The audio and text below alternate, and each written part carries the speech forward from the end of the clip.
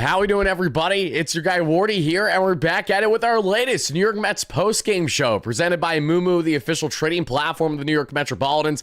BetUS has you covered for all of your sports betting needs and casino needs, so make sure you guys dabble responsibly. And they're at SeatGeek. Utilize our promo code WARDY10, link down below in the description. That way you too get 10% off your next ticket purchase. And folks, I'm so excited to break down what was a blowout victory for the Amazons in Game 2 of a 3-game set there at home against the San Francisco Giants by a whopping final score of 12-6. So first and foremost, you guys know the drill. The Mets just snapped themselves their 4-game losing skid. I want to see those W's spam in the live chat right here, right now. Don't hold back. If you're watching live, if you're watching on replay, not only do I want to see your initial reactions, comments, questions, concerns, whatever you got, but I want to see the hype going. The Mets needed a blowout victory like this. It goes without saying. It's the first time in a calendar month that the Mets put up this type of run accolade the way that they did, where you get a run, you get a run, you get a run, you get a run. A lot of fantastic takeaways to break down in this ball game after what was a frustrating extra innings loss there to Dom Smith and those Giants by a final score of 4-3 yesterday. I was in attendance for our first ever official Wardy Day. Sadly, we couldn't get the W, but we had an absolutely electric time, and I can't thank everyone so much that attended our outing yesterday. I promise this is the first of many. Everyone wanted to do it again, so we most certainly are going to be expanding and doing bigger and greater things next time that we do ourselves an actual event there at Citi Field. But guys, spam those W's as you first chime in right now. How are we feeling? Let's get the temperature check going, because not only did the Mets secure themselves what was a fantastic Game 2 victory today, but it was headlined in a game that did not have the pitching in the Mets' favor when it came to Kodai Senga. As you guys can take a look along with me, we're going to break down how Kodai Senga yet again did not have it. Made that 3 consecutive starts where Kodai Senga really can't go beyond 4 or tops 5 innings without allowing 3 or 4 earned runs. Another lackadaisical outing for Kodai, where his fastball command was all over the place. He just has not had anything to groove whatsoever since coming back from his latest ailment. It has certainly been frustrating to watch. I love Senga, but when he's absolutely working the way that he is right now, where he's walking everybody and their mother, he's giving up consistent contact, it's obviously not ideal. And it's very frustrating knowing that Kodai Senga is supposed to be the ace of this rotation. So the more that he looks less of that, the more it is further amplified in the Mets not adding a starter at this year's deadline. I understand it was very pricey to land a starter, so I'm not going to beat up that drum too much, but the point I'm trying to make here is, everybody, is that the bats need to wake up in a day where Kodai Senga yet again didn't have it for his 3rd consecutive outing. Not only did the bats step up, so did this Mets bullpen. As you guys can see along with me right now, absolutely electric. I can't get over how fantastic Reed Garrett looked. We saw Gregory Soto got the job done. Tyler Rogers made his long-awaited, highly anticipated Mets debut. Should have been in there instead of Ryan Stanek in the 7th yesterday, but I digress. Rogers comes in. He has a fantastic outing. We're going to break down what I love so much about the fantastic veteran submariner, the only man in the game of baseball today that throws the way that he does, as efficient as he does. Brooks Raley came in. Rico Garcia gave up the bomb to Willie Adames, but who cares? It's all Ron Darling's fault. Love you, Ron, but he completely jinxed him, that we saw there. Then as we get on to the hitting end, of course, we're going to break down this entire ball game, everybody, all the key things that transpired. Innings 1 through 9, as always, along with answering all your comments, questions, and concerns. So again, guys, spam those W's in the live chat right now. I want to see how you guys are feeling. What is the temperature check after a blowout 12-6 victory the way the Mets just had this time? Brandon Nimmo, Francisco Lindor, Pete Alonso, the big 3 out of the Fab 4 stepped up, and the one who didn't is the same man who's been abysmal with runners in scoring position consistently all year long.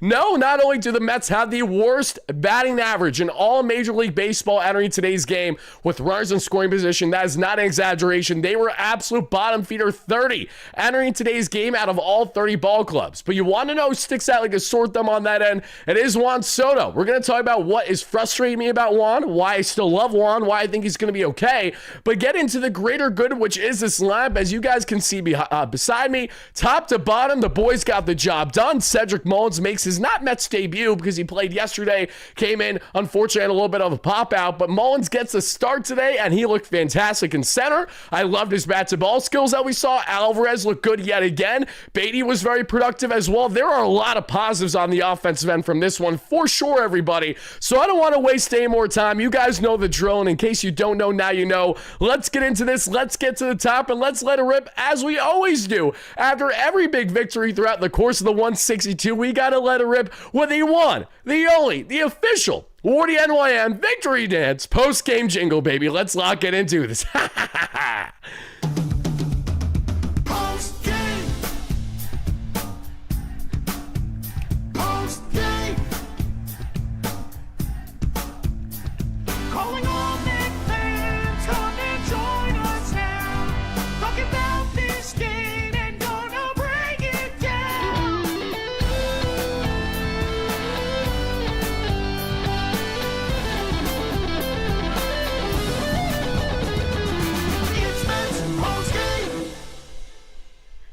Shout out to my guys, Greg and Jordan, as always, with the official WardyNYM post-game jingle. If you guys are wondering what the heck did this guy just do, in case you guys don't follow the platform, we cover every single ball game regarding the Mets throughout the 162 and postseason play. That's why we're the largest platform for Mets content on YouTube over the past 5 years, solely covering the Mets here as an independent content creator. And what we do after every big victory is I got my guys, Greg and Jordan, two of the best Mets fans in the Mets community who make Mets jingles for a living. And over a year ago, I had them make me a nice little post-game jingle after every victory, and that's what they came up with. Love it or hate it, it's here to stay, and we always got to rock with it. It's tradition here on the platform, everybody. So I hope you guys enjoy that little dancey dance we got going now as we head back to the main slide here. Before we break down this ball game, because as I said, there's a lot to get into in this one, I want to give a quick roll call to everyone first chiming in live on a replay. How we feeling, everybody? We got JoJo, great member of the chat. How we doing, JoJo? We got White Mike, great member. Juliet Hawkins, great member. We got my guy, Dave Kaplitz. Dave, thank you so much again for coming to Wardy Day yesterday. I was so happy to hang out with you. Seriously. Dan Tonito, as always, great member. Post game, always hyped up. We going up the list here. We got Alvin, great member. How we doing, baby? We're going up here every more. We got Casey Royal. How are you, great member? As always, Casey, thank you so much for taking the time. We got White Mike in the chat, great member here. We got Zen, great member, going up the list. We got Guaranteed, great member. How are you? Thank you for being in here, my friend. We got Gomez, great member in the chat. We got Soupy, great member in the chat. We got all you guys chiming in live at a replay. Thank you guys so much. We got Steve Lawn, as always. How are you? We got Clays, we got Levi, we got Easy, we got Brooklyn, we got Kenny, we got Chris, we got Mr. Mr. O2 Drop, we got Galaxy, we got Soccer, we got Scott, we got JTB, we got Miguel. We're going down the list here. We got Paul, we got Dash, as always. How are you, Dash? We got Dave Coffer. How are you? We got Matt, we got Truman Quinn, always in here. We got DG, we got G Money Stacks, we got Matt, we got Jason, we got NYC Committee, we got David Torres over in a groove right now. Continue on with the roll call. Here we go. We got our guy Sonaro. How are you? We got our guy Joel in the chat. We got our guy Tiffany. How are you? Thank you so much for being in here. We got all you guys. Frank, everybody chomping in live on a replay. If I miss anyone's comments, please don't take it personally. I'm doing the best I can here. We got hundreds of people that watch daily, thousands that watch on replay as well. So I'm trying to do my best here to get back to you guys. We got Scars in the chat. How are you? Great member. We got KFN, great member as well. Back in first, baby. That is true. Because if we take a look at what the current standings are, everybody, drum roll, please. Let's go ahead and do exactly that. And as we can see, everybody, why don't we see the New York Mets in the wild card? That's because they have flip-flopped yet again with the Philadelphia Phillies. Something that you guys can expect to see a lot of this season. It's going to be a seesaw constantly between the Mets and the Phillies all year long. I think that goes without saying. The Phillies, after not looking so hot today, and their game, again, it was a battle back and forth, but I do believe they lost to the Detroit Tigers. So the Metsies are back in first by at least a half game. You'll love to see it. The Phillies dropped to now that second wild card as the Chicago Cubs are first at 64-46. The Phillies are 68-48. The San Diego Padres are 61-49. You got the Reds there 58-53. Who would have thought that in the big 2025 on August 2nd, 2025, that the Miami effing Marlins are closer to a playoff spot than the Atlanta Braves? Yes, I'm as jaw-dropped as you are. Yeah, here we are. Shout out to Miami. They have themselves, what a ball game. They won a huge 13-12, beating up the Yankees bullpen. David Bednar, Camilo Duvall, and Mr. Jake Bird. Three fantastic arms added in that Yankee bullpen yesterday, and they gave up a collective 9 earned runs, and they're lost there to the Yankees, to the Miami Marlins in Miami. Absolutely insane, everybody. I'm just jaw-dropped by it, truthfully. That's all I have to say about that, because this is a Mets show. I'm not here to yap about the Yanks today. I'm here to yap about the Mets scoring 12 runs, fantastic situational hitting, and even when the Mets, mind you, start this ball game on that 3-run lead, then they blow the 3-run lead. Then you say, okay, what are we going to do? How are we going to respond respond. Kodai Senga doesn't have it yet again. How can we make up for the fact that our starter is not the ace that we need him to be? You go out and you hit with runners in scoring position. That is what you do. When the Mets started to climb away and they were starting to chip away. And shout out to the Mets, because one commonality that we've absolutely seen happen with them so far this season is that we have seen them one-facing teams in a bullpen game, meaning that the opposing team, in this case it was the Giants today, throwing out their entire bullpen at you, right? Because they don't have a true starter in there. There's been many instances where the Mets cannot hit a lick in a bullpen game. They hit a lick today. The Mets out-hit the Giants today by 13-9, and they had expected batting average of 363 to 216. So a lot to love there.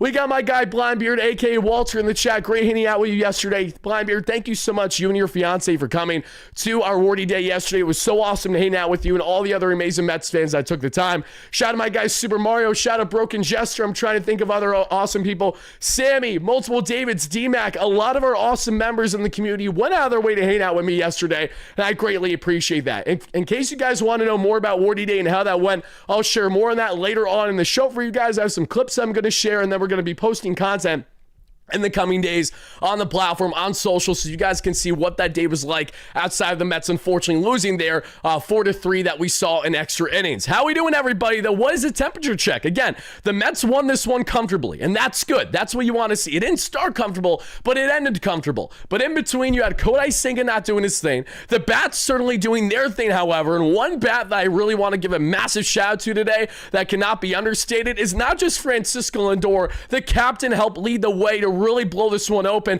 It's Brandon Nimmo. Can we please appreciate another fantastic game by Brandon, stepping up big time for this team, especially with runners in scoring position? There are a few batters I have more trust with outside of Pete Alonso than Brandon Nimmo when looking at runners in scoring position, especially if it's bases loaded, 1, 2, or 2 out. I know that Nimmo has the flair for the dramatic, to spread for all fields, to go a little oppo, go a little bit in the gap, and he did exactly that today in this Metropolitan victory. So I really appreciate that. We got my guy, the Mac Dot, in the chat. Fight Holla. Our enthusiasm, the better end was rewarded today. Good time. Thanks for again, my guy Mac. Thank you so much for being a great member. D-Mac in the chat has always been an absolute stud. Thank you so much again for the $5 Holla. Was so happy to have you there at Wardy Day yesterday. I really not only appreciate everyone that attended, but the fact that I was able to interact with each and every one of you. The ball game flew. It felt like it was in the 7th inning in the snap of a finger, which was frustrating when I had 30 plus people that I was hanging out with. But at the same time, I was really appreciative of being able to get a chance to chop it up,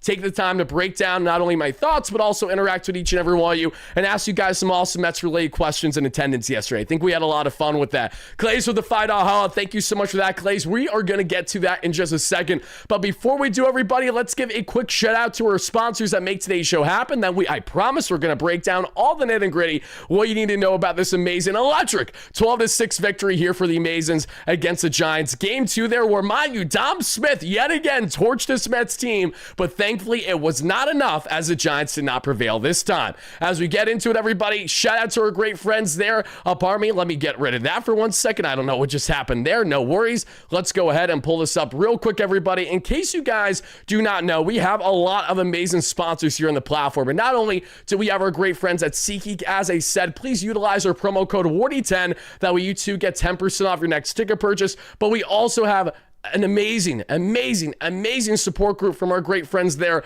at Mumu, the official trading platform of the New York Mets, as well as BetUS, that has you covered for all of your sports betting needs. Especially in the case of BetUS, everybody, head over there and utilize our promo code YouTube150. That way you two get 150% off. Not 100. I'm talking all wrong here. 150% bonus on your first deposit by simply utilizing the promo code YouTube150. Heading over to betus.com.pa today, but please do it responsibly. That's the most important thing. I don't want to hear anyone say, guys, I utilized BetUS, didn't go well, it's all Wardy's fault. No, guys, bet responsibly, whether it's for Mets picks, props, plays, like if you hammer the money line today, you came out like a bandit, clearly, or if you guys want to dabble in the casino, just do it responsibly there at betus.com.pa today. But guys, let's get into this one. I want to know how he's feeling right now. Always felt sorry for Dom, not anymore. Yeah, listen, yesterday, especially when we were at the ball game, the consensus was we love Wilmer, we love Dom, we got no ill will against Budo, Lucchese, everybody. But as soon as they start performing well against this Mets team, we're going to have a problem, certainly.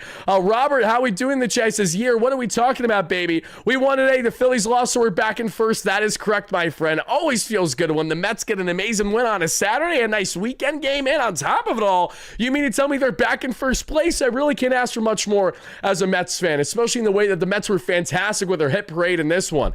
Clays with the $5 donation states the following: "Hey, Wardy, make it to Wardy Day. When are you going to host another?" I'm going to be hosting another. We are actually already in the works of trying to get something set up potentially for postseason play. So that is a little, the little sprinkle to throw at you guys. We're actively in the process of already trying to make it work because yesterday was such a great success regardless of the game defeat. So if you guys are interested in hanging out with me and all the other amazing Mets fans in the community, mind you, a lot of the people that I hung out with yesterday were the diehards in the chat. Like a lot of our OG members who have been here from the start, who have been here at least the past year or two, have really been chiming in daily and sharing their opinions on the New York Mets. So if you guys want to join an awesome community here, join our membership group. Obviously, you don't need that for Wardy Day, but it obviously will help you get shout outs and our member-only live shows that we do every single month, our Q&A segment that we will be doing soon in the later year in the month of August. So be on the lookout for that. It honestly may happen this Thursday. I think we're going to do 2 live shows on Thursday. One's going to be for members only, and the other's going to be for everybody for a greater discussion as we're doing a jersey giveaway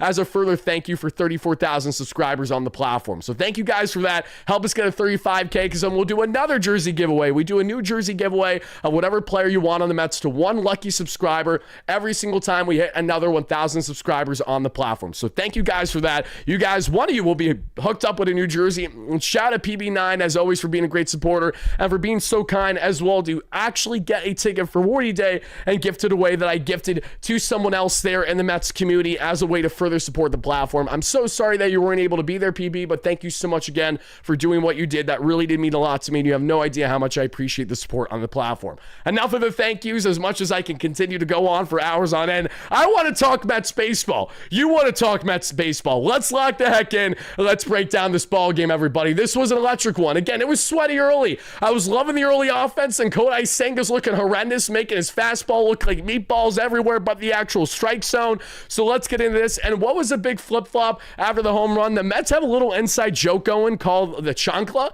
That's why even Tia Alex, for those that don't know, is the wife there of Steve Cohen. She posted on Instagram over the past week or two an actual gold necklace that, of course, had some nice diamonds in it of a chancla, and that's the vibe that they got going. I don't know the inside joke behind it, but that's the little rally the Mets have right now in the dugout. Last year was the OMG sign.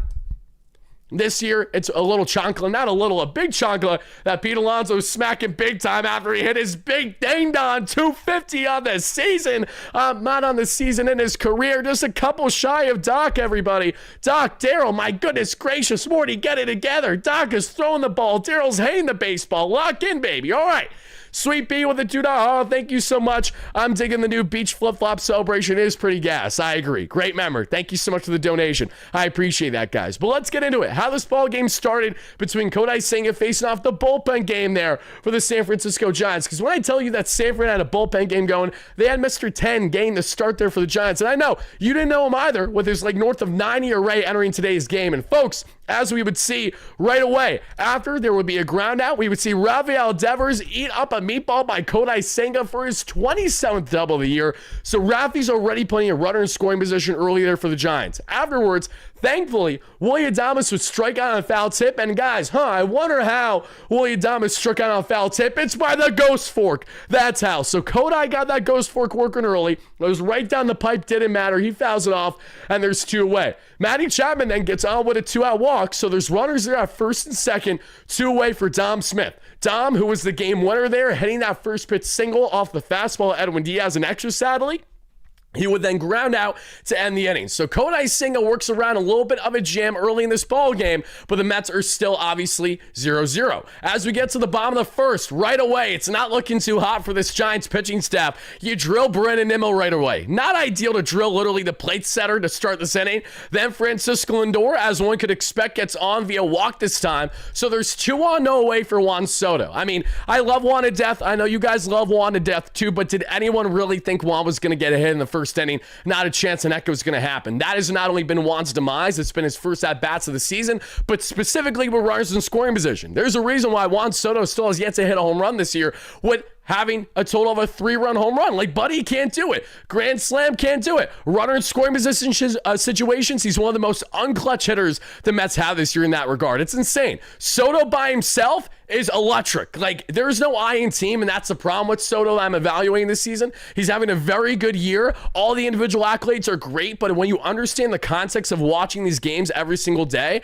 then you know exactly how Soto's having these continued struggles. Just like this Mets offense, I think he's a prime example of what is wrong with this team. Outside of what everything was great in their victory today, that is true, but let's also call things out for what they are. Juan has been a guy who hasn't hit well with runners on base all season long. That has been a huge bugaboo for him. He has been at his best when he has had bases cleared or at least one runner on, and that's about that. When you have 2 on, let alone 3 on for bases loaded, Soto's incapability to actually produce in that category has been something that's really starting to mount greater now that we're in the heart, the deep stretch. We're in August. You know, it's not only hot outside on the East Coast, but it's heating up big time for the sense of getting ready for postseason play. We need Juan Soto not only to lock in, but to step up in these key moments the way that he has not done nearly enough of so far this season. And that's all I'm going to go on with my Soto tangent for now, because there's a lot of good that came from this ball game. And after Soto struck out swinging, the polar bear, and mind you, Pete Alonso was getting eaten alive yesterday. I know he hit his oppo bomb, but fastball up, Buddy couldn't hit to save his life. It was very Andrew Heaney 2022-esque when Heaney was on the Dodgers. And if you guys don't remember, let me enlighten you. Heaney dominated Alonso better than most pitchers I've seen, especially as a lefty. And what Heaney did so well during his time with the Dodgers a couple years ago is he'd go fastball up on him or he'd go down and in. And it was the whole time. He was barely ever touching the strike zone. And Alonso had no clue how to handle it, especially with fastballs up. He could not read to save his life. And that would ultimately be his demise. Yesterday, outside of Alonso's opposite field home run, that was his demise. Robbie Ray up with the heater. He just couldn't handle it. Today, however, he gets a heater up high, this time by the right-hander antenna, and he makes the most of it. It's a 94-mile-per-hour meatball right at the top of the zone, and Pete Alonso absolutely blasts that bad boy to left, roughly 430 feet that you see, 110 off the bat. The polar bear rips his 24th home run of the season, everybody, his 250th of his career, just a couple shy now of Mr. Darryl Strawberry for tying the Mets record for most home runs in Mets franchise history. We all know he's going to blow right through that bad boy once he gets in the groove, but he's oh so close now. So shout out to the polar bear, home runs in back-to-back games for Pete. And even though it came in a losing fashion yesterday, let's not forget, outside the Alonso opposite field home run and their loss yesterday, he also had a nice sac fly. So Alonso is slowly but surely starting to pick it up now, and we need Alonso to lock in. If Alonso can be 75% of what he was in the first 2 months of the season, this team is in great standing when it comes to Pete. And we know when Pete is slumping, he really slumps. Just like Lindor, just like Soto, among others. All these guys are such big boppers, and they're so vital to your lineup. That's why the Mets entering today's game had a top 4 offense in baseball in their 1 through 4 in their lineup. 5 through 9, however, they're ranked around 23rd. So it was imperative to get more of this key production from the top guys that get not only paid the big bucks, but are expected to be the guys that you lean on in a pinch, to be the guys that you lean on when you have runners in scoring position. The polar bear got all that baseball, no doubt about it, and that gave the Mets that early 3-0 lead to begin this ball game. We got my guy Hyper Mario in the chat with a $5 Thank you so much, Mario. I love to see it, baby. Let's go, LFGM. Massive tip day and massive offense prowess. Bang! Also, nice meeting you yesterday at WardyNYM. Def down again at work or at a game. Oh, so happy to hear that, Mario. The common consensus I heard from every single one of you guys that attended yesterday's Wardy Day is, when are we doing it again? You want to do it again. That is literally the most humbling thing imaginable, and also the most exciting thing for me to know that how much of a success that we had with our event yesterday. So Mario, thank you so much for pulling up. For those that don't know, Mario's not only a member in the live show, but he works at Citi Field. So Buddy went out of his way to attend Wardy Day yesterday on his off day. He didn't need to, but he did, because he's an absolute dog, and I love and appreciate him so much for that. Mario, thank you so much again with a $5 baby. I appreciate that. Thank you so much, everyone that attended once more. As we continue on, though, the Mets again had an early 3-0 lead in this ball game. Surely that they would be able to prevail here by keeping that sustained. No, they would prevail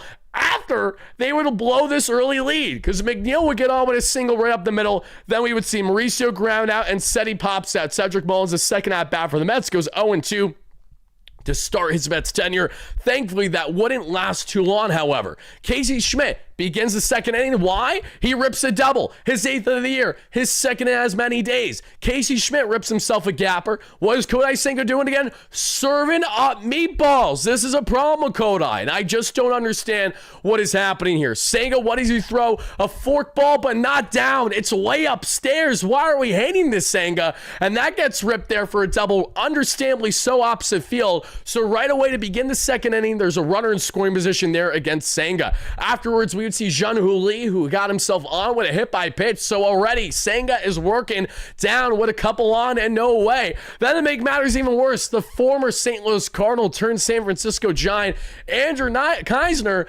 gets on with a walk. It's bases loaded. It's no outs. What happens next? Grant McCray is what happens next. McCray, who was horrendous with the bat yesterday, ironic as we'll get into how he performed later on today. McCray, though, who didn't take the bat off his shoulders much at all, struck out twice. He grounds into a double play, a fantastic double play turn by this Mets infield. Great job by Senga to work it. Even though the run came in from third, that is the best outside of striking out guys back to back to back. That was the second best thing that you could have hoped for in Kodai Senga's shoes there. Trying to get out of that jam. It wasn't unscathed, but at least you got that huge double play turn right away to allow the forced runner there at third to score. It's 3-1. Mets only have a 2-run lead. Then Heliot Ramos would thankfully line out there to Cedric Mullins. Said he looked fantastic in center today. Oh my God, does that guy have range? He was beating Brandon Nimmo and left on multiple balls today, and I understand that they're getting familiar with each other, and that's something that's going to build as the season goes on. But I thought Cedric looked very good, all things considered. I'm not just gassing him up because he's a new Met. I'm saying from everything that we saw from Cedric Mullins today, he looked exactly like that multi-tool type player that this team has desperately been needing. Because as much as we like Tyrone Taylor when he's at his best, the problem with Tyrone Taylor is that he has been far from his best the past 2 months now. I'm really, really happy with what we're getting from a guy like Cedric. LCB with the $5. Thank you so much for that. He says, Wardy, Padres fan, no hate. Love your show and analysis. Thank you so much. I appreciate that. Always appreciate not only Mets fans chiming in, but opposing fans wanting to hear my input. Clearly, I'm doing something right. You know, this little schmuck is doing something good, I suppose, right? What's your early outlook on a potential playoff matchup, by the way, between our respective teams this year? Great question. I've been asked this a lot because some of my closest friends in the baseball community are Padres fans, i.e. Borna, if you know, you know. And we were talking about this the other day, how impressed I was with the Padres and AJ Preller being a madman, not only making his super bullpen even more super somehow by landing Mason Miller. But between Ryan O'Hearn and Ramon Laureano, they have completely rounded out their club to be one of the biggest forces in all the National League, if not all baseball. If the Mets and the Padres matched up tomorrow, I would be genuinely concerned to a degree to face the Padres. And it's not just because the Mets got swept by the Padres, as it is, I look at the stability in that pitching staff that the Padres have. I love our bullpen. I think our bullpen can go toe-to-toe with San Diego greater now than it ever could before. But I think we can all agree, still on paper, I think that Padres bullpen is the one to beat. When you have Mason Miller, when you have Jason Adam, when you have Adrian Marjon, when you have there and Robert Suarez, when you have all the other pieces that they have such a great balance in that pen. And then you add the fact that, oh yeah, Michael Caine's coming back soon from injury, right? There's so many things working the Padres' favor.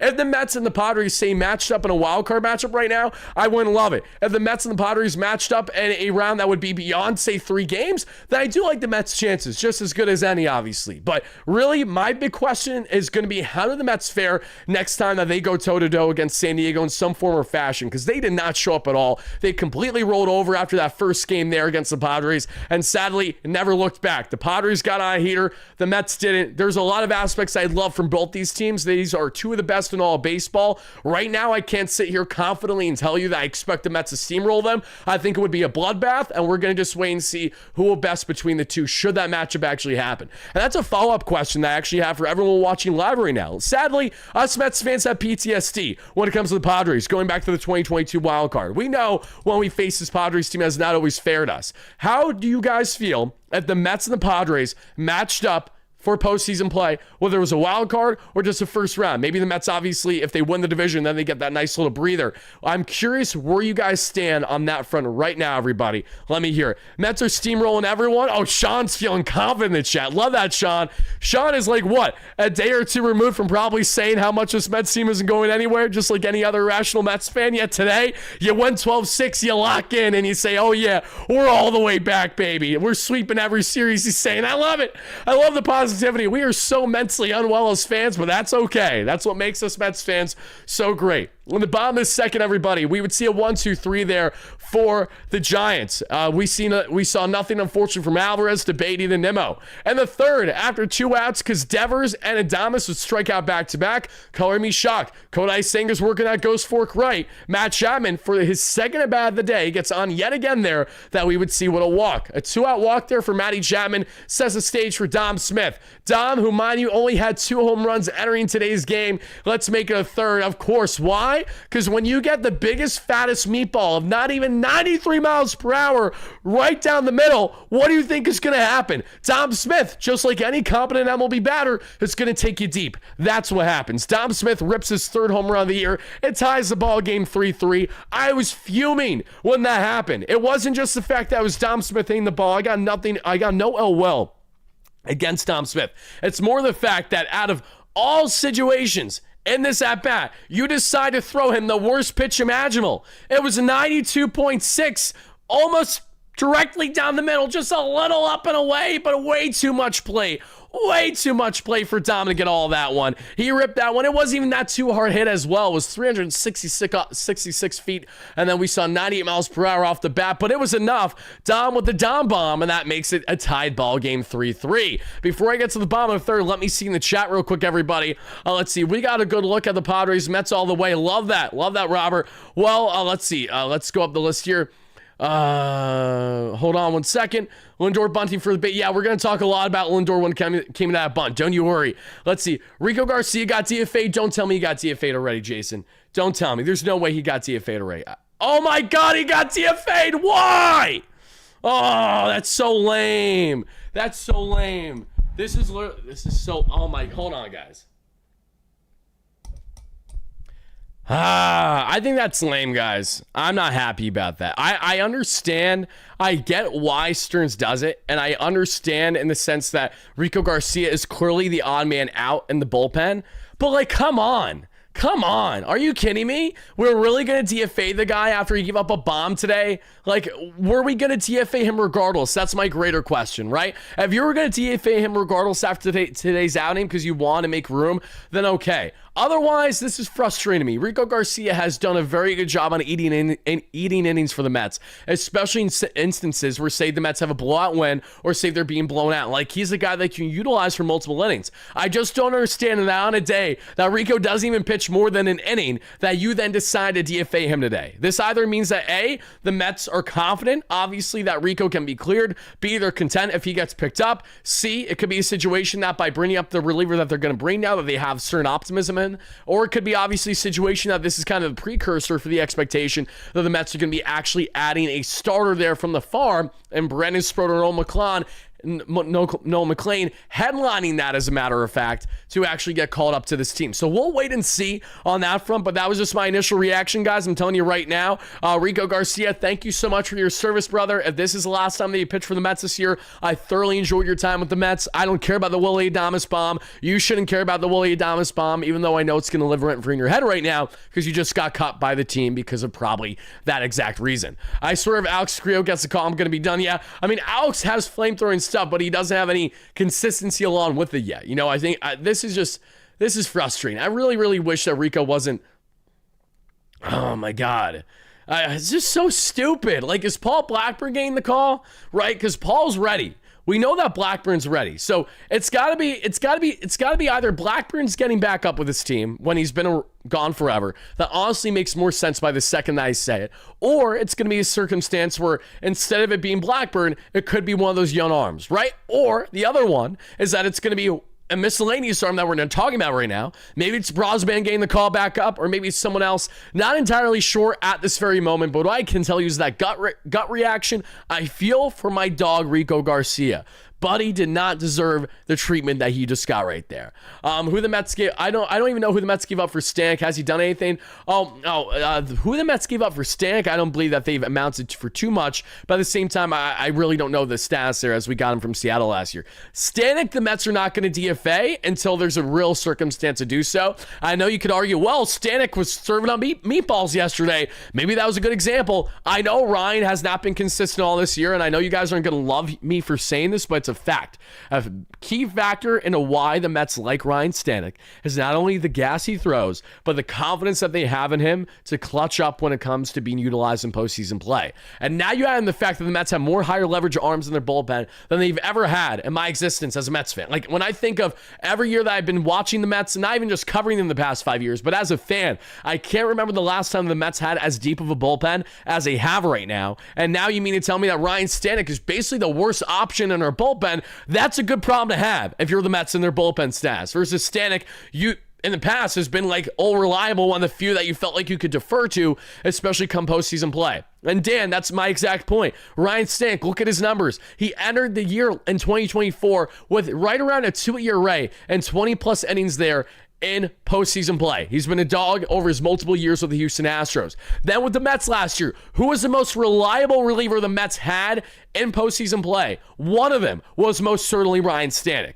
So you're going to get the good, you're going to get the bad, as Lon just saying in the chat, for sure. But Stanek is a guy that the Mets are privy to actually cut ties with as of now because of those factors in hand. So again, guys, if you haven't already, please make sure to hit that like and subscribe on your way and help us get to 200 plus likes before the end of the live show to our 300 plus concurrent live viewers. All I'm asking is half you guys hit that like button if you haven't already, because I know that we're north of 100. Again, thank you guys kindly for that. To our replay viewers, continue to smash that like and subscribe button. Let me know all your key reactions and thoughts here to the Mets, obviously taking down the San Francisco Giants big time by a whopping final score of 12-6. But we got more of this Mets game to break down. I'm going to go ahead and do that. If we find out more on the context behind why Rico Garcia got to a fade, behind what I just relayed to each and every one of you, I will certainly break it down and do exactly that. But we got to find out more here on Rico. That's just such a bummer, man. I'm really, really not happy to see that. Like, genuinely, like I wish I could have went out there and wall climbed for Rico to somehow, some way get that Willy Adames ball to stay in, because if that happened, maybe he's with this Mets team still. I digress. Garcia will be back with the Mets, I predict. I hope you're right, Dash. I really hope so. Whether the Mets luck out where he gets picked up somewhere else, gets rocked, then we bring him back and he's nails for a couple outings, or if he somehow, some way clears and isn't picked up by anybody, I'll take that too. Either way, Rico Garcia officially designated for assignment by the New York Mets. But as we get back in this one, everybody, in the bottom of the third inning, because we got more baseball, we got a lot more baseball to break down. I apologize. Juan Soto with a 1-out single. There we go. Again, no one on base. Time for Juan to step up. Pete Alonso with a walk. So there's 2 on, 1 away for Jeff McNeil. He flies out. Ronnie flies out too. That does it there for the inning. In the fourth, Jung-Hoo Lee rips his 24th double of the year. The man that they called, quite literally, I'm not even exaggerating when I say this, the Korean Tony Gwynn is what he was heavily labeled during his time in the KBO. He signs with the San Francisco Giants on an over $100 million contract. Missed the majority of the 2024 season due to injury. Jung-Hoo Lee's back. He's locked in, and he's been a rock-solid player for the Giants this year. Lee deserves credit. I saw some Lee jerseys there at Citi Field yesterday. He's batting right around 250 with an over 700 OPS. Not known for the power, but definitely known for the slap hitting and obviously gap-to-gap ability. That's what you get in a guy like Jung-Hoo Lee. And he went gap-to-gap this time with his 24th double of the year. Why? More meatballs by Kodai Senga. That's why. Then 1 out later, Grant McCray, who, as I said earlier, has had some very underwhelming at-bats in the series. Not this time. He rips himself a single that ultimately gives the Giants a 4-3 lead. And in case you guys are wondering, what kind of pitch did Kodai Senga throw that led to that single? Oh yeah, let's throw first pitch slider, 78, literally middle. I am not exaggerating, everybody. In case you guys want to call my bluff, go ahead. You're going to be wrong in approximately 3, 2, 1. Look at this. Look at this. It doesn't get worse than this. Stop. You think that this is I don't even know. Who is this? Is this Nona serving up the Lay's meatballs? I mean, you got the sauce, you got the noodles. All you need are the meatballs. But we don't need Nona. All we need is Kodai Senga to get the job done in that regard, because he keeps serving them up hot, steaming, slow, right down the middle. That made it a 4-3 Giants lead. Very frustrating in that moment, because again, it's all Kodai beating himself. Reyes is good. Reyes is actually solid. One of the few mainstream sauces that gets the job done. No really bad ingredients in it either. Wardy getting a little health freak on you. Yeah, we like our sauce. Another one of my favorite sauces, quick tangent, is Vincent's. You guys know Vincent's, to all my New Yorkers out there, whether it's Long Island, whether it's there more Little Italy. Love Vincent's, one of my favorite Italian spots ever. Clam bar. Amazing food. Great sauce. I even get it here in PA. It's that good. I digress. As we continue on here, everybody. 4-3 Giants lead. That's all she wrote for the inning, though. Kodai Senga making it a 4-3 deficit for the Mets. Very frustrating. A half inning later, though, who's starting to step up? Who's trying to get the Mets right back in this ball game? It's Cedric Mother effing Mullins. That's who. Said he rips a single to the right side for his first career hit as a New York Met, everybody. Cedric 1-0 away for Francisco Alvarez. And Alvy rips himself a big bomb, but sadly it falls short. It's a fly out there to Jean-Hu Lee, and there's one away. Cedric then doing exactly what you acquired him for, not only get on base, but to go ahead and steal bags. That's what Cedric Mullins does. Instead, he wastes no time. He steals his 15th bag of the year with these, everybody. Runners in scoring position with one away for Brett the Hitman Beatty. And what does Beatty do? He gets on with a walk. So there's runners at first and second. Mind you, less than 2 out there for Mr. Brandon Nimmo in the lefty-lefty matchup because the Giants are so stupid. They really thought that by bringing in a southpaw reliever, former Mets legend, for those that don't know, Matt Gage was in the Mets minor leagues last year, was really never considered, even though that he had really good minor league numbers for a while, just did not get enough looks with the Mets. And Brandon Nimmo, who eats up lefties for breakfast. Mind you, Nimmo, McNeil, Soto, what do the lefties have in common? They all hit southpaw pitching well. So does Cedric Mullins, as a matter of fact. So it's actually more impressive that Mullins got on base with that single and stolen bag, because Cedric Mullins has like what? A 650 OPS this year against right-handed pitching, but against lefties, lefty, he's a stud as well. He's raking. He's batting like 880, right around there, OPS, and almost 300 there on the average. So Cedric Mullins, an even more impressive at-bat. Brandon Nimmo eating up lefties for breakfast yet again. That ties up the ball game. Nimmo pokes a single. It's 4-4 just like that. And then here's Francisco Lindor batting from the right side today. And Lindor puts down the bunt, and it works. No one can handle it. Lindor drives in a run. A nice little soft bunt by Mr. Lindor. Such beautifully placed by Lindor as well. He would get on with the bunt single. The Mets continue the line going, and they would at that point take a 5-4 lead. Thankfully, 5-4, the Mets would never look back in this ball game, because as we would continue on, Juan Soto doing what he does best with regards to scoring position, that's a whole lot of nothing. He ends getting with an inning double play. There were actually some boos that rained down, and I don't blame him. Again, love Soto. I don't want to boo the guy often, but he needs to wake the hell up. I'm sorry. You get paid $100 million this year between your base salary and your bonus. I'm going to be on your ass when you're not producing. I have to be. I literally have to be, because you're one of, if not the most, you are the most wealthy player in Major League Baseball. What am I saying? You're the largest contract in North American sports history. You've been on the team long enough. We've seen you heat up plenty already. It's time for you to lock in. It's August. It's do or die time. It's crunch time. You need to be the Juan Soto that we anticipate you to be. It means that you need to hit when these key opportunities present themselves and not strike out on an effing half swing that you just saw was all too close to take, or grounding into a double play the way that he did there. I need more from you, Juan. Please give us more. As we continue on from there, everybody, Reed Garrett comes in the 5th inning. That does it. As I said, a not-so-ideal line for Kodai Senga, everybody, as Senga's day is done after just 4 innings of 5 hit, 4 earned run ball, 3 walks, 4 strikeouts, everybody. And when we break down more on Kodai's arsenal and his game, everybody, it is as follows. He threw the kitchen sink. He threw literally 7 different pitches today, and you could clearly tell he didn't have it. Heyman, Wardy Day was yesterday, my guy. We had a fantastic time despite the loss, 4-3 in extras. It was electric, and I'm going to be showing you guys some clips on Wardy Day before we wrap up the live show as well. Senga threw the 4-seam fastball 39% of the time today. He topped out 97, sat 94. The cutter, he threw 23% of the arsenal today, topped out 95, sat right around 89. The ghost fork, 21% of the time today. Started off high. He was utilizing 37% early, but then that changed as the game went on, obviously. Ghost fork topped out 83, sat right around 82. The sinker, 7% of the arsenal, topped out 91, sat 88. Sweeper, 6% of the arsenal, topped out 80 and sat right around 79. Slider, 3% of the arsenal, topped out there in 78, 79 and sat right around that same thing. And the curveball that he threw once was at a whopping 64.7. So if you want around 65 miles per hour, folks, Kodai Senga gets nothing greater than a 3 out of 10 from your guy, Wardy. Very uninspired with Kodai Senga today. Very frustrated by the fact, once Wardy Day 2, we are in the active process of trying to figure out Wardy Day for postseason play. That is the next goal when it comes to Wardy Day. We're eyeing sometime in postseason. That's the goal. We just have to wait for things to get closer to playoffs and the Mets actually make playoffs. That's important. So be on the lookout. Once we find out more information, once I have more details, I will relay them to each and every one of you.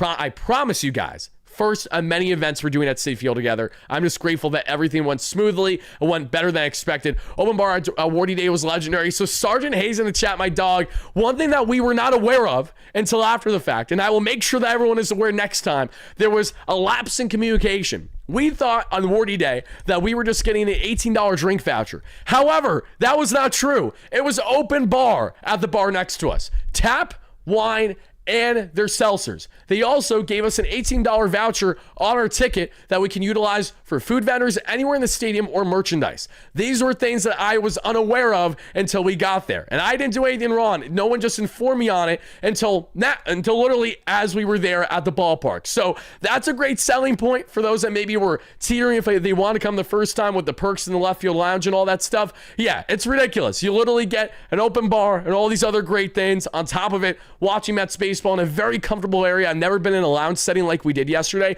So comfortable, so fun. It was so easy to hang out and walk around between the multi-levels that we had. A lot of fun. I'll show you guys more in a couple minutes, everybody. But Kodai Senga gets a 3 out of 10 from your guy, Wardy. I want to hear your Kodai Senga grades, your final lines in the live chat in the comments down below. Go ahead and do exactly that, everybody. And thank you guys kindly for doing that. Now, as we head back in this one, like I said, more Mets baseball to break down. So, as we continue on, everybody, I got to let you know what happened here with Mr. Reed Garrett. Because Reed Garrett comes in, he strikes out Willie Adames. Then it's a ground out of Matty Chapman. And it's a Dom Smith line out. A nice 1-2-3 for Reed Garrett, who I love the fact that we could comfortably utilize in the 5th inning without it being a problem. Reed Garrett last year, if we utilized him in the 5th inning, that's a big problem because Reed Garrett was one of our best higher leverage options last year when he was right. Now this year, he's good, but we don't need to rely on him to be that guy in every setting, and that's a big difference. That's certainly benefiting this team. Oh my goodness, Wisdom, thank you so much again for coming, my guys. So happy to have you partake. Everybody that attended again, thank you guys kindly. I can't thank you enough. What would you would have had so many more drinks there if I knew that? Yeah, you would. Exactly, Lounge. We didn't know. Now we know, but that's a good thing. So if you guys obviously like to have your drinks or brewskis at the game, you like to get a little unhinged, you like to have a good time with our Mets community, it's going to be great next time we do it, I promise. It was the first time, so I know from speaking from experience, it's only going to be better. In the 6th inning, everybody, we would see Casey Schmidt fly out because the Mets did nothing in the bottom of the 5th, mind you. Outside of the fact that we saw, literally nothing. Then we see Gregory Soto come in. Gregory Soto comes in, he gives up a single to Jung-Hoo Lee. Didn't love that. Lefty, didn't work. Andrew Kaiser would strike out swinging. And then Grant McRae would strike out swinging. So working around the little guys on base is Mr. Gregory Soto. Soto had the gas working today that we saw in this one. And the Mets went on to get to the bottom of the 6th. In the bottom of the 6th, we would see Francisco Eltral Alvarez with a 1-out single. Then Brett the Hitman yet again on with a walk. Beatty on with a walk once more. 2 on, less than 2 out for Brandon Nimmo. Brandon Nimmo had the flair for the dramatic today. Brandon Nimmo said, we're winning this ball game. Brandon Nimmo smacks himself a single there to left, oppo field. That makes it 6-4 Mets lead, and they would not look back from there because Francisco Lindor there, everybody.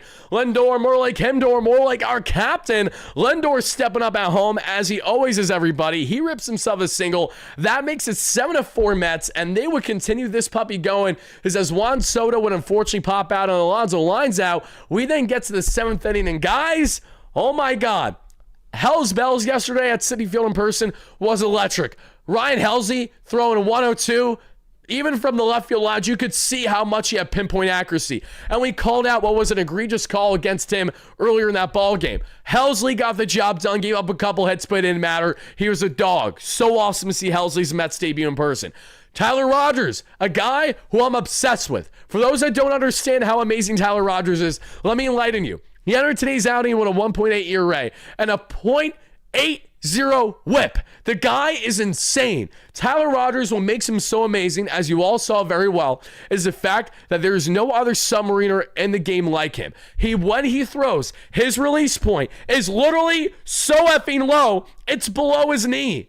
Like, There is not much of a gap between his knuckles and the effing mound when he winds up for his pitches. I don't know how he does it. It's because he's like 6'4", towering frame, lanky frame. Him and his brother Taylor, the twin brothers, they look absolutely insane in the sense of like how lanky they are. They have so much flexibility because of that. And oh my God, Tyler Rogers, a man who I've not only admired, but I've absolutely despised to face. Like, if you guys know me, you know that when we've covered Mets-Giants games in the past, I've told you Tyler Rogers is coming in. Brace yourselves for the worst, because Tyler Rogers makes everyone look stupid. Even though he doesn't strike out guys at a crazy rate, it's so deceptive when you literally have a rising fastball starting as low as below the guy's knees at the mound, and then it goes like this.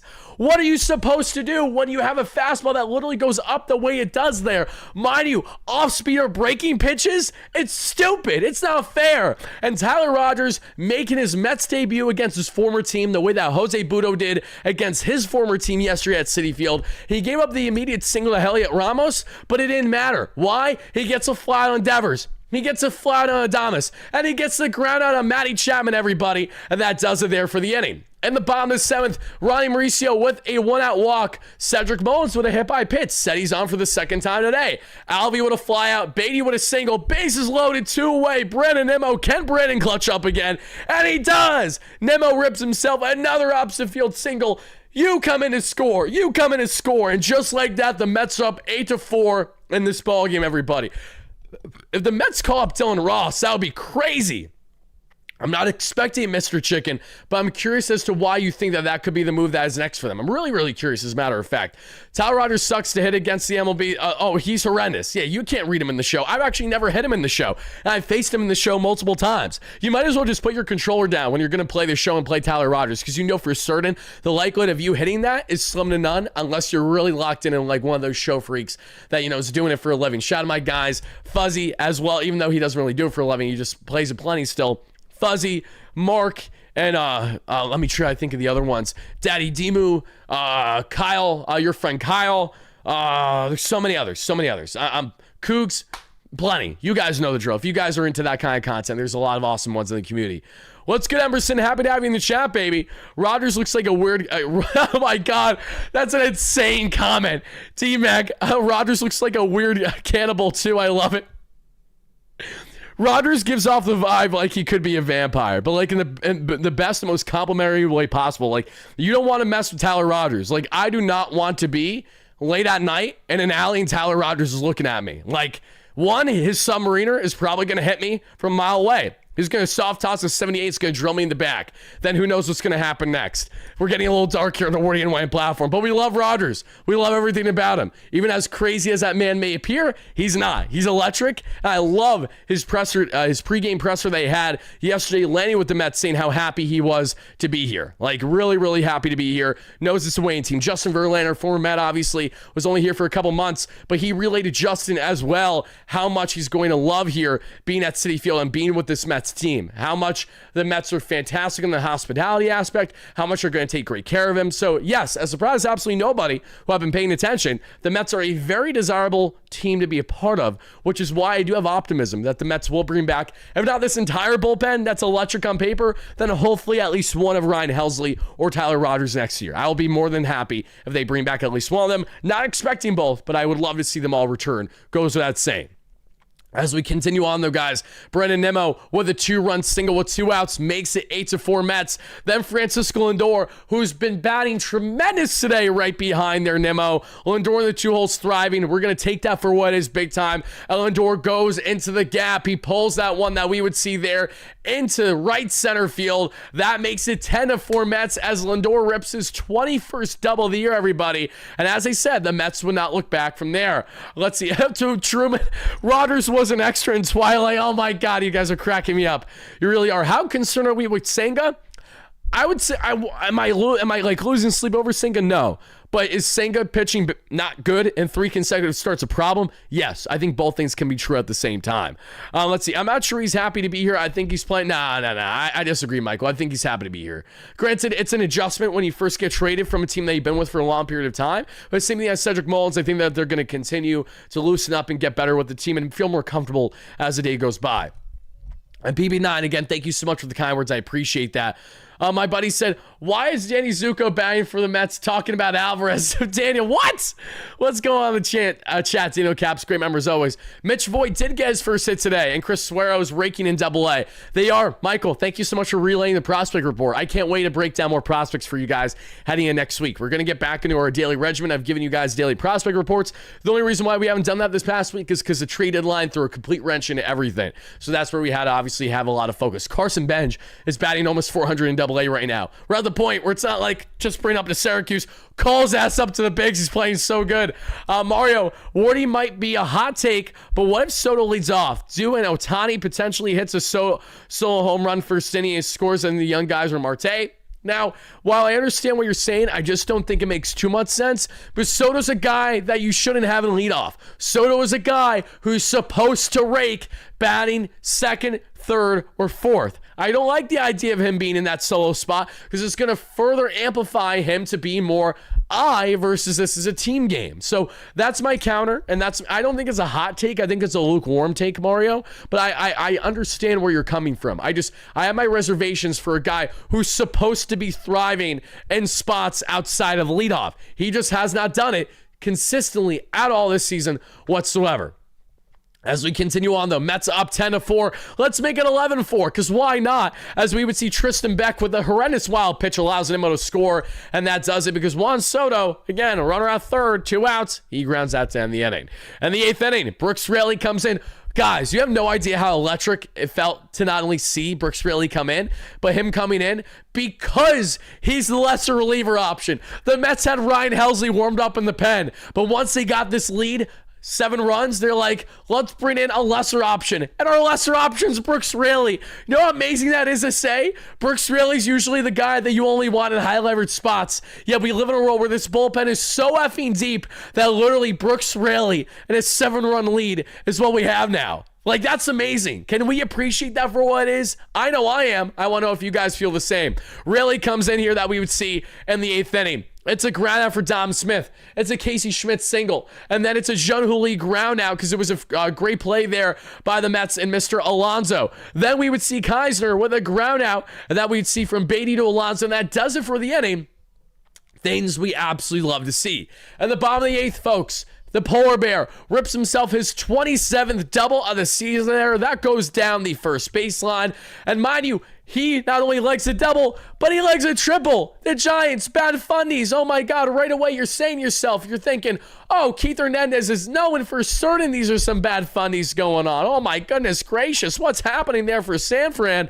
Alonso's all the way at third with an unofficial standing triple. And just like that, he would come in to score. Why? Because Jeff McHit's more like Jeff McGround out for an RBI, and that makes it 12-4 Mets. When's your next attendance? Great question, Emerson.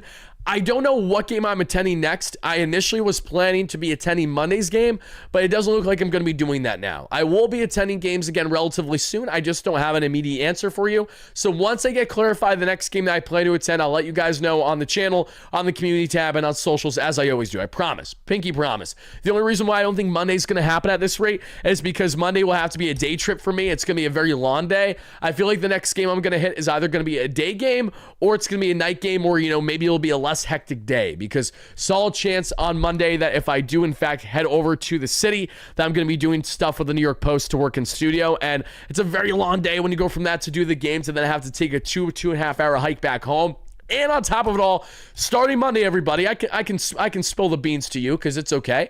Some exciting news for your guy Wardy. You guys know I work for Bleacher Report, obviously. That's why I was there hosting for 2 hours with Kate Maniscalco, who did a fantastic job on our MLB trade deadline coverage on the Bleacher Report app and on their YouTube channel a couple days ago. Well, starting this Monday, guys, I will be doing daily or nightly recaps for every single Mets game that you guys will be able to check out in the Bleacher Report app. All you guys got to do is head over to the BR app, go to the Mets section, and every single game, after every single game, either that night or the following morning, I will have a recap video for you guys that will not be as long as our post games and won't be as detailed, but it'll be quick hitter, give you guys exactly my initial gut reaction as well as analysis to the key moments from that win or loss for the Mets. So starting this Monday, everybody, expect daily content from your guy guy Wardy, not only here on YouTube, but as well as in the Bleacher Report app, covering the Mets on a daily basis. So I'm very excited for that. Very grateful for the opportunity. We're very grateful that they're expanding the coverage for teams as well.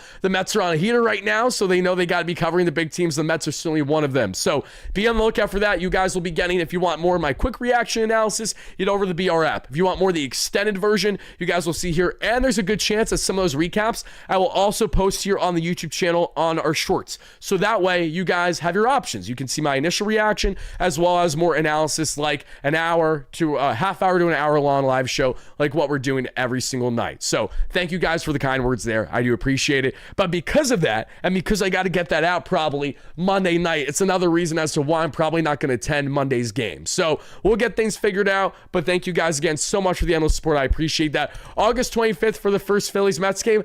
It's hilarious that you say that, Mario. There is a solid chance that I attend that game. The only reason why I don't attend that game is because towards the end of the month, I have a lot of busy things going on in my personal life, family, birthdays coming up, stuff like that. So to be determined on the 25th game. However, I do have that completely circled on my calendar. I'm glad you brought it up because that is a great opportunity to hit a Mets game for sure. But I do plan to attend sooner. So be on the lookout for that.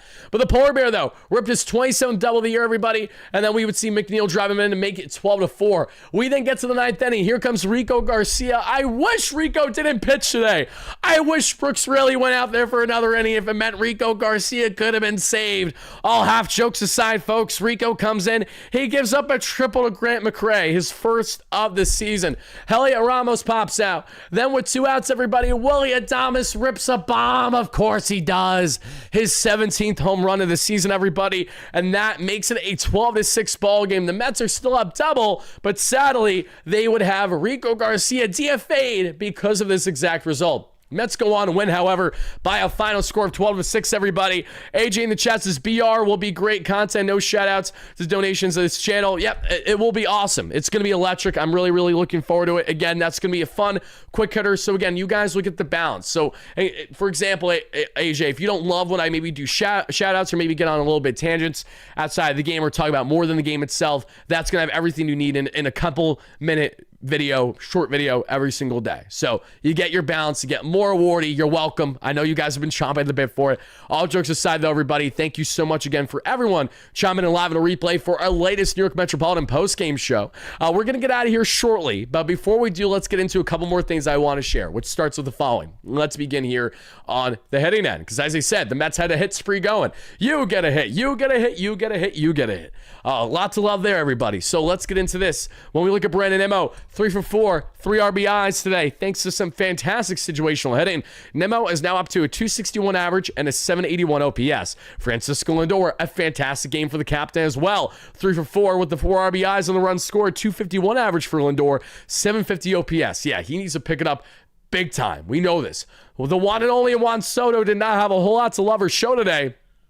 Soto down to a 247 average and an 863 OPS. The Polar Bear, Pete Alonso, 2 for 4, 2 runs scored, 3 RBIs, 262 average, 861 OPS, including his 250th career home run and his 24th home run of the season.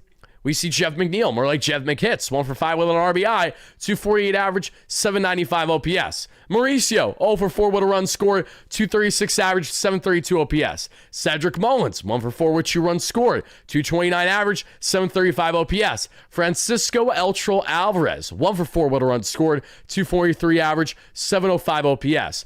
Brett Beatty, Brett the Hitman, 1 for 2 with 3 runs scored, 2 walks, 228 average, 693 OPS. The Mets tonight with runners in scoring position were as follows. They were a whopping 8 for 17. 8 for 17. I don't think the Mets have ever hit for 8 hits with runners in scoring position all season long. Can one Mets fan tell me I'm wrong? I don't think you can. When was the last time the Mets had 8 hits this season with runners in scoring position? If you find it, I commend you because I will be impressed if you do. I cannot recall. And I've watched every single game this year. I've watched every single game since I've covered the Mets to begin the 2021 season. Out of all my years of covering and watching this Mets team, I cannot begin to tell you how absurd that stat line is. We are so grateful. Finally, this team beat the hell up on a bullpen game, beat the hell up on a team they're supposed to beat up on, and kick this Giants team to the curb. Want to bet? I'll bet. Dash, I'm sure you can bet. Go ahead and find it, Dash. Can you actually be my guy, Dash? Go ahead and find it. When was the last time this season that the Mets hit 8 hits with regards to scoring position? I can't even fathom it. Looks like JD is in the Angels minors. He hit 111 with the big club. JD, oh yeah, JD Davis. Yeah, he's not, no bueno for JD Davis. Go through slumps. Senga still has a 2.3 ERA. Oh, absolutely. Yeah, no, I don't think we should be freaking out like Senga's never going to be good again. But there's definitely a level of concern or frustration with Senga having 3 consecutive starts, looking as poor as he has. You know, there aren't many. I think another thing with Senga to bear in mind is that there aren't many stretches that Senga doesn't pitch well. That's another thing. Like, when Senga's on, he's on. Like, Senga's one of the best pitchers in the National League. His ghost fork is the best put-out pitch in all of baseball, you could rightfully argue. And I don't just say that because I'm a Mets fan. It's a statistical fact. If you go back to Senga's rookie 2023 season, where he was not only a Rookie of the Year candidate, but also a Cy Young candidate, Senga had more swing and miss, and I believe more outs on that ghost fork than any other pitch, which is insane. No, I was betting on whether Senga will finish with the ERA over 4, like this other guy claimed. I got you, Dash. I missed it. That's what happens when I'm just being an old head and chiming in the chat without understanding context. So my apologies. Yeah, it's most certainly going to be under 4. If Kodai Senga finishes the season with an ERA over 4, I will be jaw dropped, which will also be really bad for the team as well. So let's hope that does not become a reality. One more Wardy Day 2, Electric Boogaloo. It's, again, sometime in postseason is when it's looking like right now. The Senga's velo was okay today. Yeah, that wasn't really an issue. So we can't sit here and pinpoint that all that much. Just location was horrendous. Like, not good at all. Fastball, wild thing. Like, Mr. Vaughn, straight out of Major League. Just cannot command it at all. And this is a problem in the sense that Senga, when he's on, not only is he able to work out of jams well, but he's really, really good on balancing his fastball with his ghost fork. And today, you saw the imbalance that we had there working. And it just is one of those things that you have to hope changes and fast, because the Mets are in desperate need of needing Senga to not only lean on, but to be that guy for them. Dave Coffer says, congratulations to Tyler Rogers as his first appearance as a New York Met throwing a scoreless inning. Yeah, no, I love Tyler Rogers, guys. I love me some Tyler Rogers. And you know what I also love? I love every single Mets fan that was so kind to go out of their way to hang out with your guy Wardy yesterday. So, guys, before we get out of here, let's go ahead and check out the following. Well, let me go ahead and unpin this because Wardy Day is officially over, as electric as it was. So I don't need to have that pinned on my X profile anymore because I don't want to promote something that isn't there anymore. However, I'm going to go ahead and show you guys some clips from Wardy Day yesterday. The clips I'm going to show you are not only me with the fans, but also some reactions to some of the moments the Mets had yesterday. All the fun Q&A stuff, because I did some really fun little content with the people who attended Wardy Day yesterday. Those will be posted in the coming days. I just got to get my editor to chef them up and get that content out to each and every one of you. So in the coming days, be on the lookout. We will have shorts on the platform, as well as we will be having other Wardy Day related things for you guys to check out to see what that experience was like a bit more. And Dash, no worries, my guy. Maybe you'll be able to attend the next one. And if not, no worries either. I'm very grateful for everyone that went out of their way to do so. And I also want to make something clear. I want to make something abundantly clear. Wardy Day wasn't cheap, right? For a regular season game, they were over $200 per ticket. And I'm going to be blunt by saying I realize that that isn't cheap. I want to clarify 2 major things with that. One, for what the Mets initially sold me those tickets for, I barely was making an ROI. I like to make that clear. We just got in the green with this one. It was not one of those things where we were making a stupid bag of profit because we were double charging you guys. It was farthest thing from the truth. I'd like to make that clear. Secondly, the reason why the tickets were so expensive was because, again, those lounge seats were expensive as is. But the main thing, and the biggest frustration, not frustration, but something that I wish I knew in hindsight, and that I didn't know until the game, was that the perks that we got were great. We got pregame on-field access with an $18 drink voucher, but there was so much more to that. If I knew for certain that we had an unlimited bar, as well as a food voucher and merch voucher on top of being on the field, that's a great sticking and selling point as to why, if you're going to invest a couple $100s to actually attend a regular season game to hang out with me and be in a nice, comfortable lounge setting, that at least you're getting the proper perks. I thought the perks were good enough as is, but they were 10 times better than what we initially anticipated them to be. So that's something that will be further clarified next way going, and I like to make that clear. I know baseball tickets aren't cheap for the Mets. I also know that's really not ideal for a lot of people to go out of their way to spend $200 on a regular season game. That's why I cannot thank everyone enough who went out of their way to go ahead and do that. You have no idea how much that means to me. I realize that that's not an easy thing to do. I realize that that's steep for many. I'm not saying that that isn't. That's why I was just very appreciative of anyone that had interest, and the fact that we pretty much sold out was amazing. So again, thank you guys so much for that. I really do appreciate it. And yes, it was an unlimited bar. That's my exact point. My exact point. The snap of a finger. You know how expensive drinks are at Citi Field? And the snap of, if you guys are like one of those guys that likes to have, you know, your brewskis throughout the game, you're easily saving how much money if you had yourself, you know, anywhere from 3 to 5 drinks, if not more, depending on how crazy you're going to be at the game. I'm not saying to go ahead and just go to Pound Town, but the point I'm trying to make is you might as well get the best bang for your buck, and it was electric. So now we know. Now we know. I would like to make that clear. Now we know, so it's okay.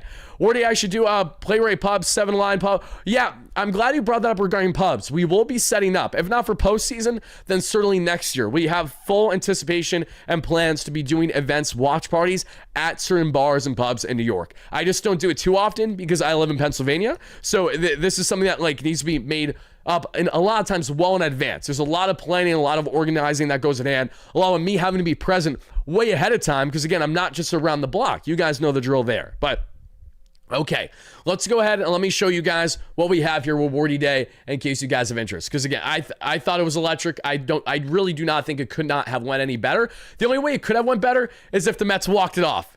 That's the way it could have went better because they rallied back, but it fell short there in extra innings. If that didn't happen, who knows what would have happened, right? I think it would have been electric if that was not the case. But let's go ahead and do this real quick. Do this. Put my volume all the way up. Apologies in advance, guys. You're going to hear some yelling, some excitement, but there's good reason for it. We're going to show you some of our moments from Wardy Day yesterday.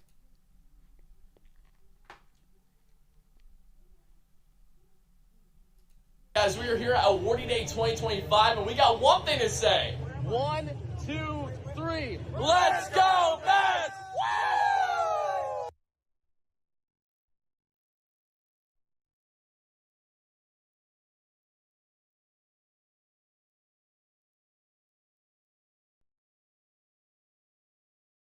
I just realized I'm muted. I apologize. Yeah, that was a lot of fun. We got ourselves some pregame on-field access, little photo ops, nice little video going. We got to walk through right where you'd see the players walk through, which I thought was really, really cool.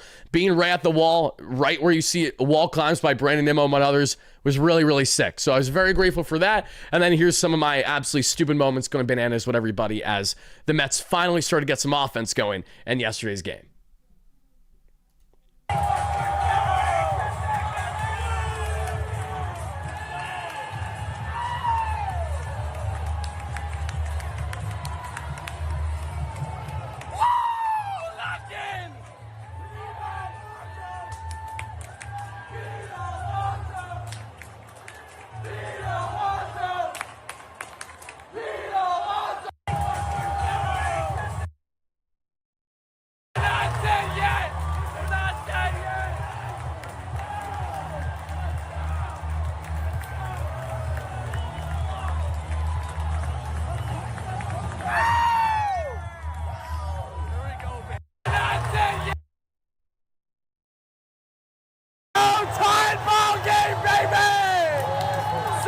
Telling me there's a chance.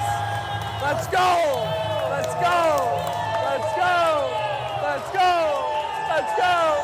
Let's go. Let's go. Let's go. Hell yeah. Ah!